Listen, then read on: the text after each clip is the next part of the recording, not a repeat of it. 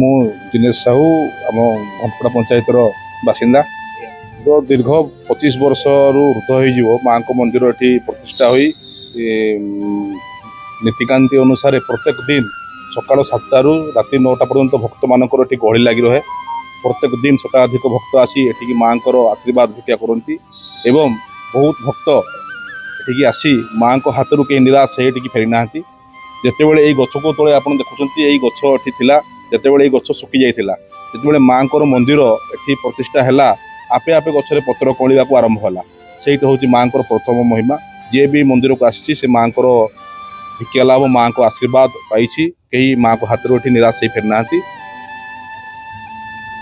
ଏଇପଟେ ବହୁତ ଜଙ୍ଗଲ ଥିଲା, ଆମ ଗାଁ ରାସ୍ତା ଦେଇକି ଜଙ୍ଗଲ ଥିଲା। ଯେତେବେଳେ ଆମ ସବୁ ନନ୍ଦିରା ଚାକିରି କରି ସବୁ ଗାଁ ମାନେ ସେତେବେଳେ ସେମାନେ ଲୋକ ଯାଆନ୍ତି, ସେଠି ମାଙ୍କର ଗୋଟେ ଛୋଟିଆ ପୀଢ଼ ଥିଲା।